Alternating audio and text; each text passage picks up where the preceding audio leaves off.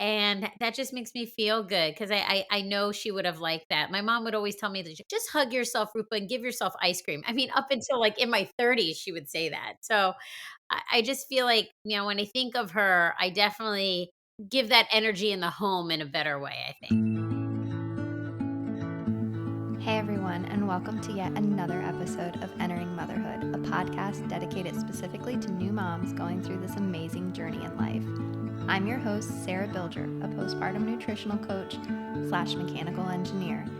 And as always, I'm so excited to be here with you and share all of the information I've been lucky enough to obtain since becoming a mom. In this episode, we talk with Rupa Mehta, the author of Someone Calls Me Mommy, about her journey of motherhood, and we really just get a glimpse into who she is.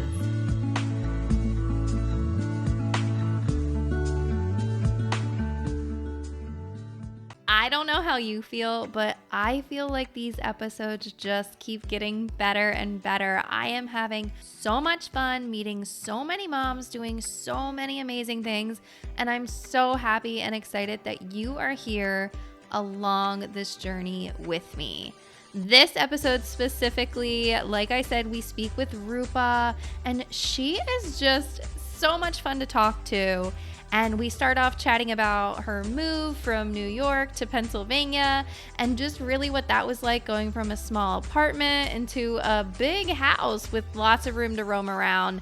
She also expresses how the loss of her mom was a big transition in her life while she was first entering motherhood.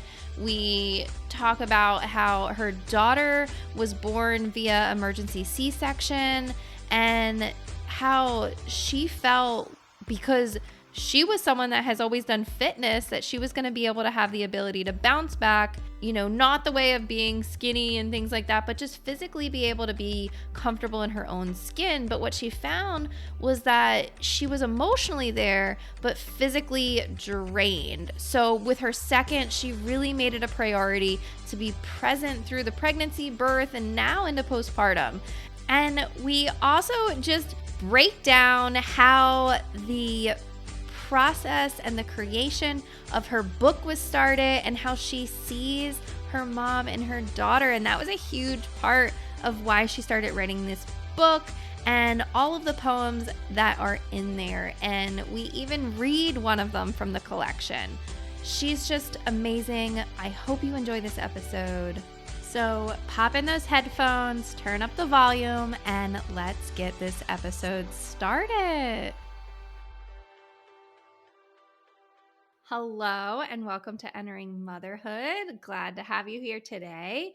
And how about we get the episode started by you introducing yourself for our listeners? Hi, Sarah. Thank you so much for having me. My name is Rupa Mehta, and who am I? I guess I'm a mom first and foremost. Formerly, I started a fitness business in New York City and run an educational nonprofit where we dig deeper into the child's perspective in this kind of interesting world of education and wellness and try to bridge the gap between emotional and physical workouts. And recently, when I became a mom, I felt inspired to kind of apply the learnings I've had in education in wellness through a new book I've written called Someone Calls Me Mommy.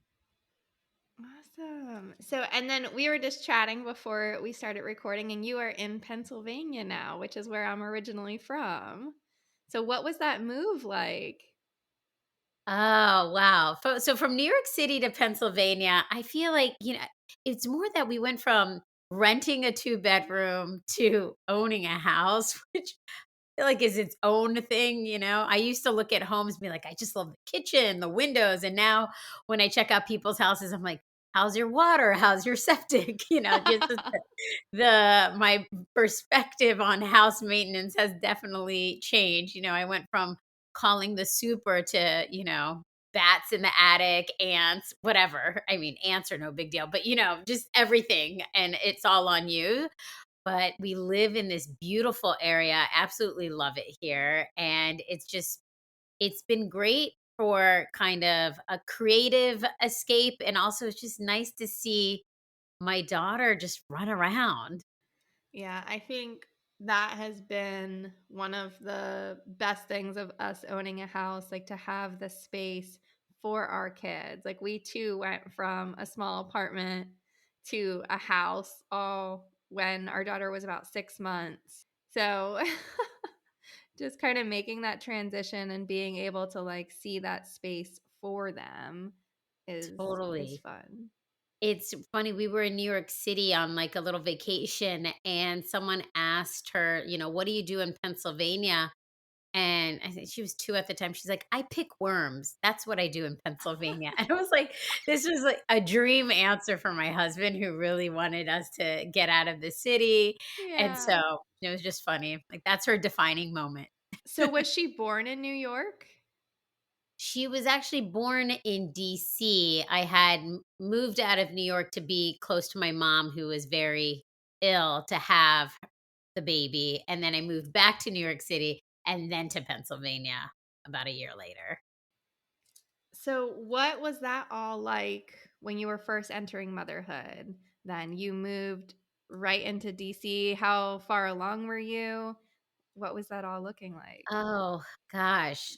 Um it was a hard entrance into motherhood. I mean, I always wanted to be a mom. I weirdly did these like little videotapes and audio tapes when I was younger, like a journal, and I would make them to my kids in the future. Yeah, I'm in high school now. When you're in high school, you could do this, and I always wanted to be a mom, and I always envisioned my mom being there while I was going to be a mom. And so around I was about 8 months pregnant, and my mom, she had breast cancer that had metastasized really rapidly towards the end there. So she had to have brain surgery, and I moved to Virginia to be with her, 8 months pregnant, and so that was challenging, just, changing doctors, and, you do your birth plan, and then it starts to really go out the window, and then she really lost kind of her primary functioning, and so I had this vision of her being there while I gave birth, and it was just a very stressful time, family stress and everything. And so I don't feel I was very present for my daughter's delivery. I had this idea of skin to skin and, trying to things as naturally as possible. And it was, emergency C-section. And I was just very disconnected from the experience. And so it was really hard. And I just felt I had become the top female in the family overnight, and I was really looking for kind of that older female energy. So it was difficult, but my daughter was amazing, and ultimately we both had our health, and it was, had it all in perspective, but the heart was aching terribly because it all kind of coincided at the same time. Losing a mom while becoming a mom same year was too much. Yeah. It's such a crazy situation to kind of be in, and like also being someone that has lost their mom and then becoming a mom. But in my situation, obviously it was, I had lost her so long ago, and then knowing that she wasn't going to be there even through my whole pregnancy journey, makes it a little bit different. But it's a very odd feeling, and I feel like when you have that vision that they are going to be there, and then seeing that progress, um, I feel like can be a Exactly. lot. No, and it's whether you've lost your mom earlier on in your life or later. I think sometimes I think how the movies say, like, you always think the water's gonna break and then the baby's gonna come. I feel like we've been built to kind of think like your mom's gonna be there, and there's a grandma, and there's someone who's like taking care of the baby, and like I see it with a lot of my friends or strangers, and so it feels like it's just gonna happen when you're younger. So it kind of hits you all in the face. But in some beautiful, magical ways, they still show up and still guide you. Yeah, I feel like my mom's presence is in my life more than ever before. Maybe she's physically not here, but her voice is very loud and strong when I'm parenting. That is for sure. Yeah. Yeah. I think for me too, it's like hearing stories about what she was like as a mother early on.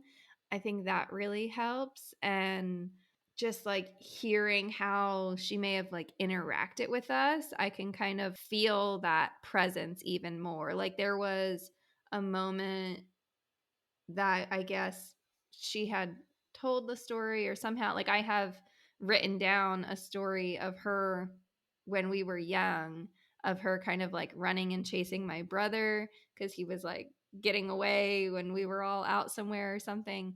And I had that like same sort of moment with my daughter at one point. You know, she was like taking off and running away. And so, like, I had this moment of like, wow, like, is this how she was feeling when it happened? Or, like, I know specifically my older sister and my cousin locked her out of our house one time. Oh my And goodness. we were like all in the kitchen. My cousins used to like come over and have a play date and everything. My mom would watch all of us.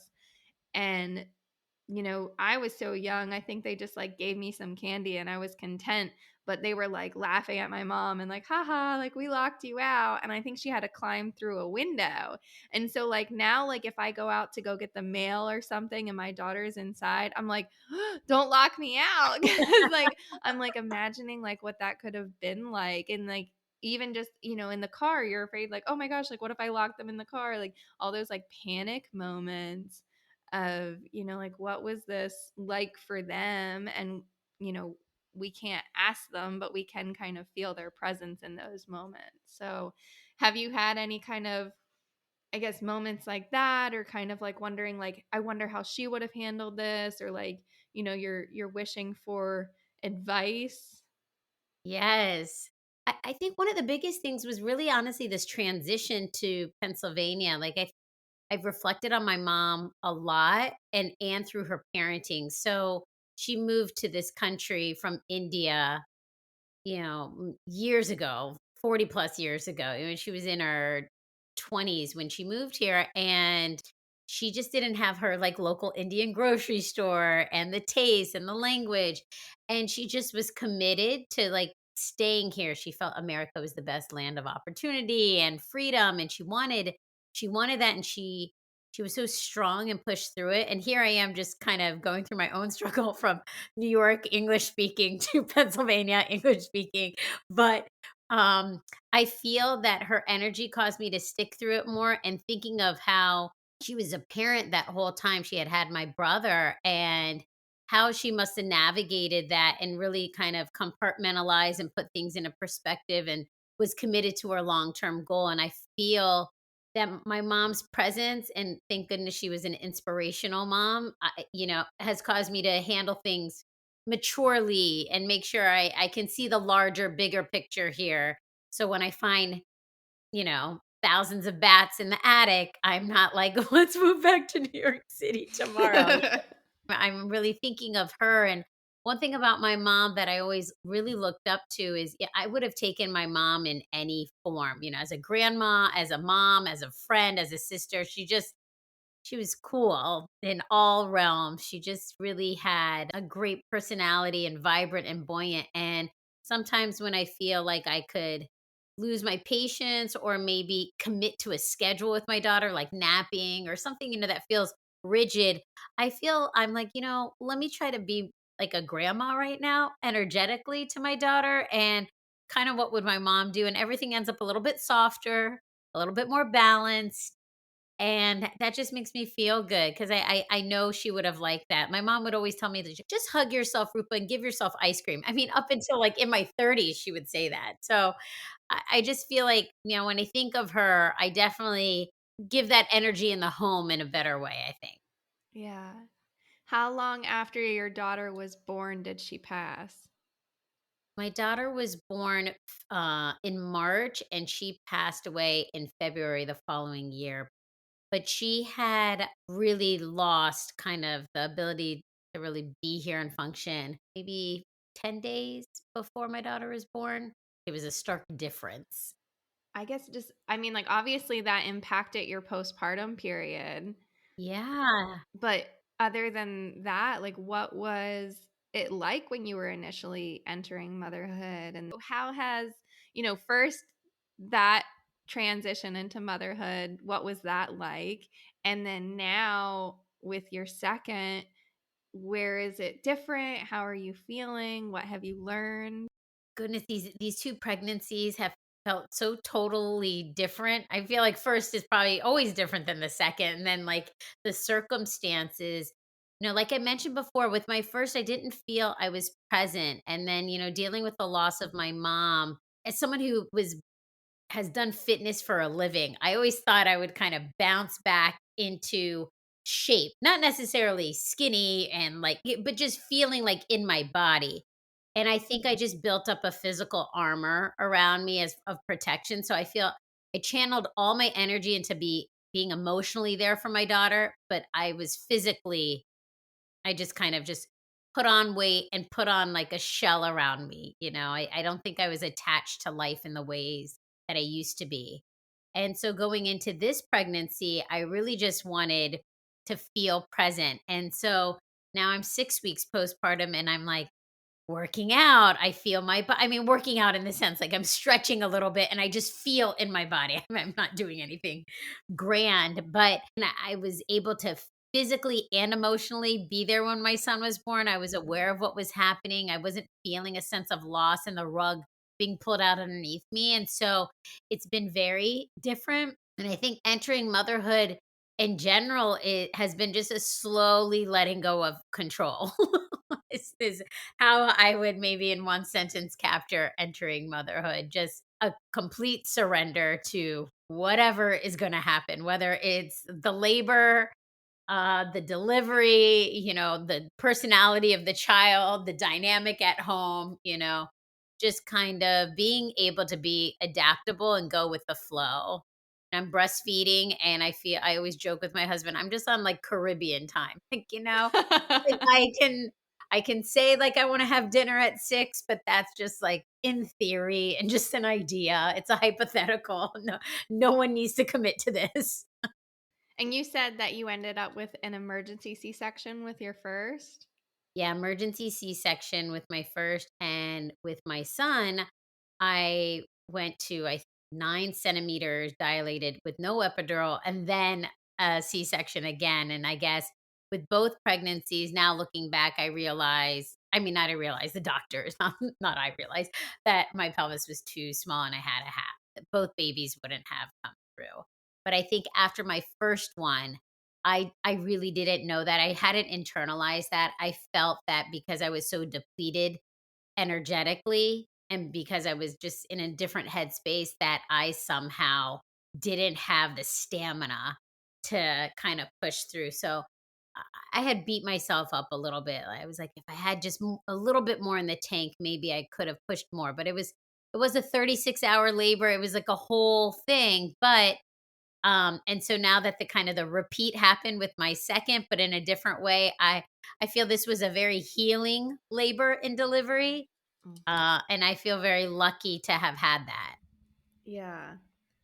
Yeah, I think, going for that VBAC and at least trying, I feel like is something that, like you said, is healing, like knowing that, you did things differently and ultimately it was still the same. Like, like it's not you that could have prevented the scenario. So I think that's definitely something to really honor and be proud of.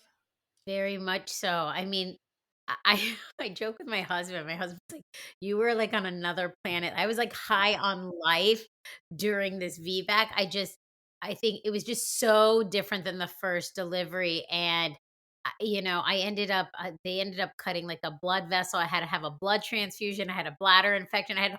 I had an allergic hive thing, all in the hospital. I had to be there for 5 days, but I was in the best mood because I was like, I was present, I'm here, I tried." And it just made everything else feel better. I feel like had that happened to me in any other circumstance, I would have been like, "This is not fun at all." Bladder, blood transfusion, but it all felt like, this is all the effort I felt that I couldn't tap into, I gave it my all on this one. Yeah, that's amazing. I think that's like really the best we can ask for. And I think just like, knowing that like you put your best foot forward. And I think that's like a message to really live through in motherhood, like with everything, like we're doing the best that we can at the moment. And I think that's such an important message to really remember and keep with us as we're going through anything, because even with breastfeeding and everything, like you can only do the best you can. And that's all we can really, I think, strive for, because we can't do the comparison game, and we can't, beat ourselves up for the things that didn't happen, should have happened, would have happened, everything like that. And Exactly. I mean, yeah. even in writing I feel like the process of thinking about and writing a birth plan and going through that has just been reflective of the whole journey of motherhood. Because the second one, I just wanted to be present, and I think that's just like my goal now. Whatever happens, it happens, but having that be the goal just kind of takes the edge off or the pressure off. Yeah. Yeah, I was gonna say that reminded me of the one passage in the book that I really liked, the tale of the other mother. I liked that one a lot. I don't know if you want to read it. I could read the child's perspective if you want. Sure, yeah. That's my favorite poem, I think, in the book. Oh, So I'm happy you picked that one, because it's I think looking at the same topics of early motherhood through the child's perspective and then through the mother's perspective, just makes things lighter, and just you can kind of giggle at yourself a little bit. yeah, because they're seeing, well, and like it's crazy because, like, I mean, obviously we don't know exactly like what they're thinking, but like they are seeing it in such a different way because you are their whole life. Like this is all they know. And they're not wanting anything else or anyone else. Exactly. And I think, you can get caught up in your own head and thinking that like you need to bear the brunt of two people, but they have fresh eyeballs and they're just observing and taking things in as they will. Yeah. But yeah, if you want to read Another Mommy, and then Okay. I'll. This is from my child's perspective. Another mommy. Another mommy, how dare you even ask? Another mommy wasn't hired for this task. Another mommy could be a hack. Another mommy may not have my back. Another mommy wasn't in our womb. Another mommy, no thank you. Ah, I love that. And I'll read the tale of the other mother. The other mother doesn't get upset. The other mother doesn't skip a beat. The other mother has a perfect marriage. The other mother has time to eat. The other mother reaches her goals. The other mother cooks from scratch. The other mother is an idol. The other mother dresses with tact. The other mother has great legs. The other mother knows everything. The other mother doesn't worry. The other mother isn't me. With a beautiful little drawing there, too, right on the page. It yeah, this was just so fun to do. I really didn't know how the healing process would be after losing my mom. I wouldn't have thought that the healing process would come through writing a book and having that cathartic Mm. creative experience, but it was in writing this book that I feel I could get to the other side of that loss.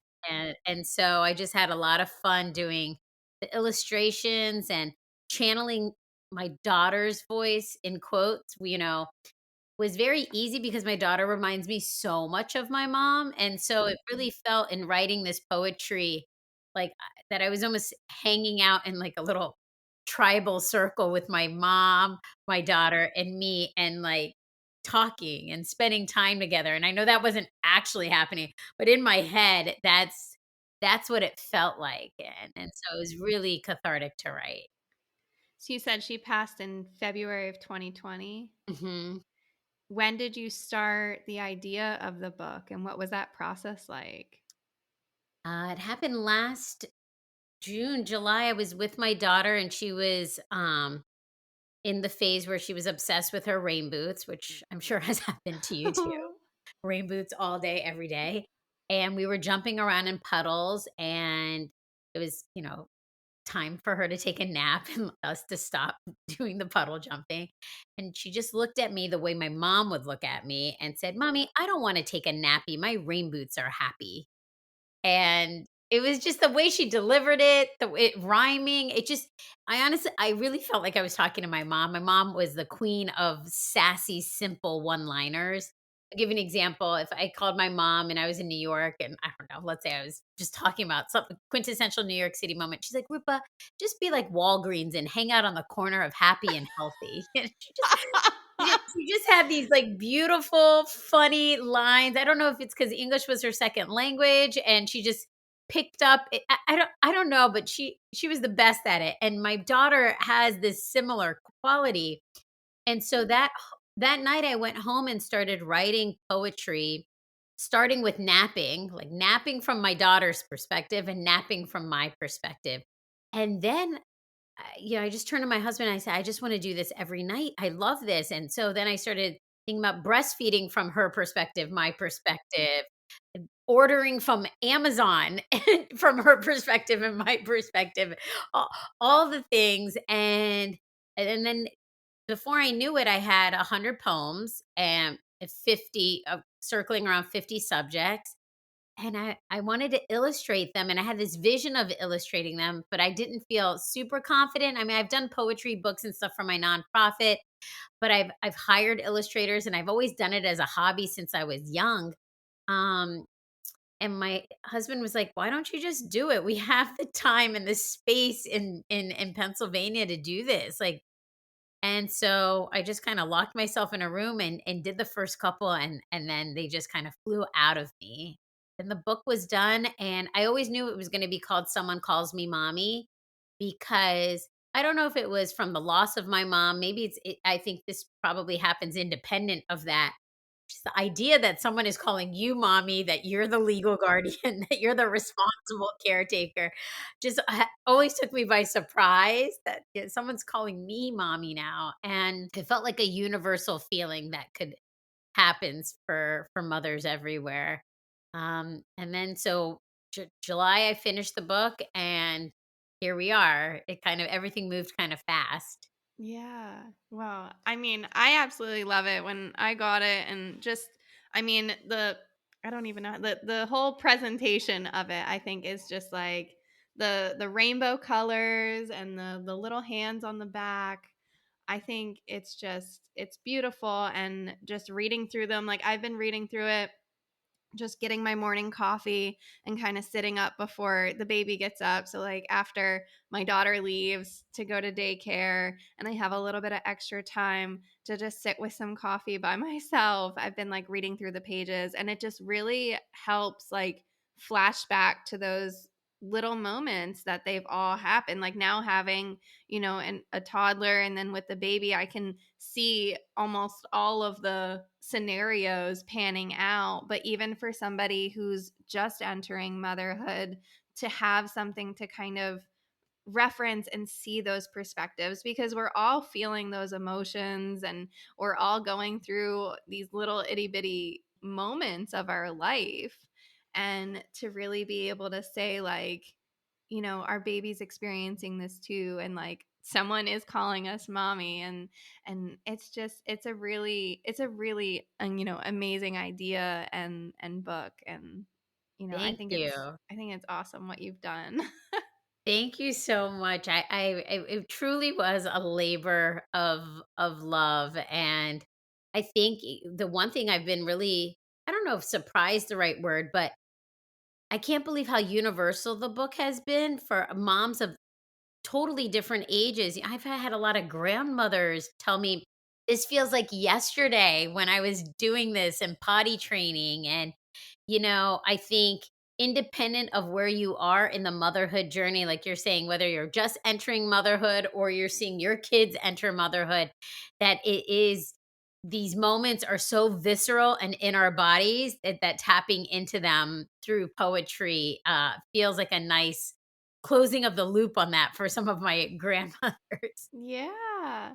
So what's kind of the next step? Like, where are you at now? Like I say, you have a newborn and your toddler, and you guys are living in Pennsylvania. Like, what's next?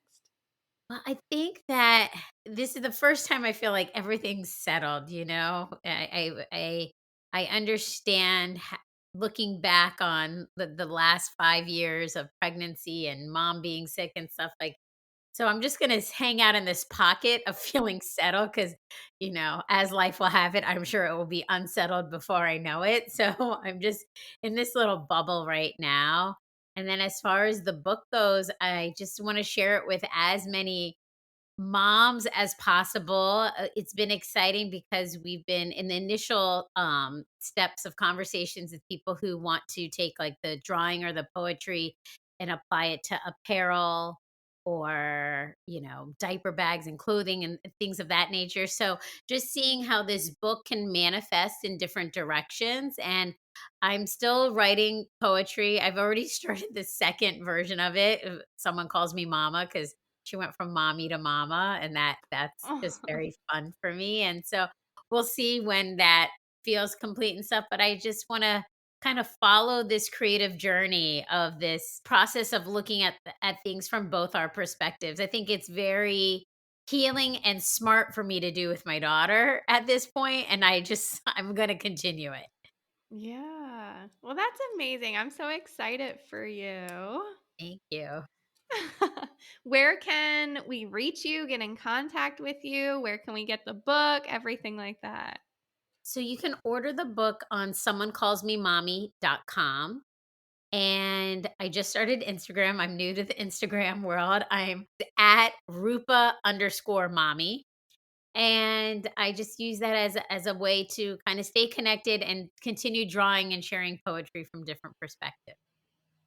Awesome. Well, I will make sure to list all of that in the show notes and include, like where you can find you and get the book and link that in and everything. Is there any, final thing that you would like to say to a new mom, or something that you wish you would have known, or something that we didn't cover?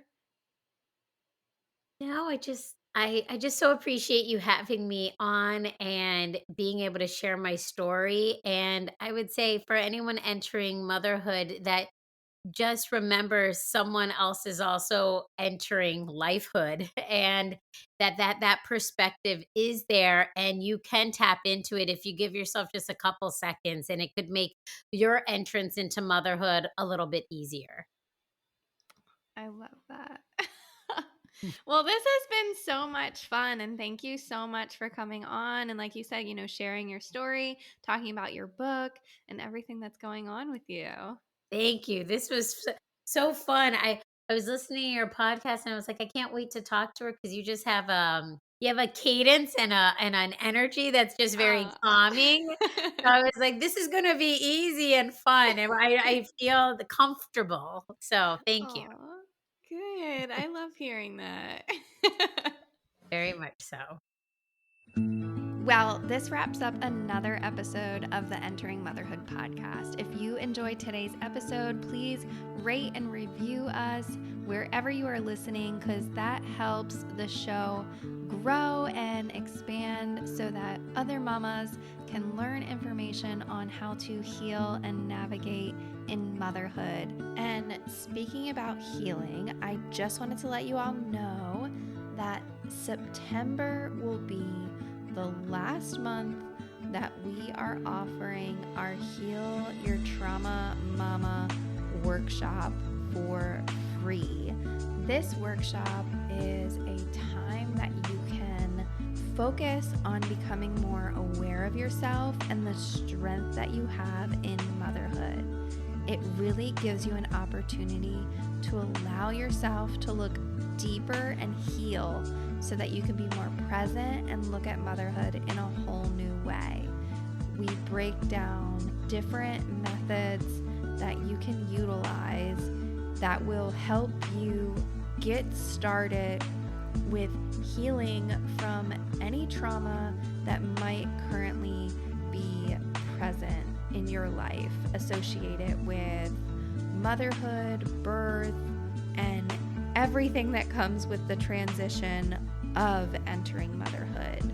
So if this is something that you're interested in, please look out for that and follow the link in the show notes to become a part of this amazing series before we wrap it up and create something entirely new and revamped to help serve moms who may be experiencing some trauma. Thank you so much for listening. It means so much to me. And be sure to subscribe so that you can listen to the latest episodes of the Entering Motherhood podcast. See you later, mamas.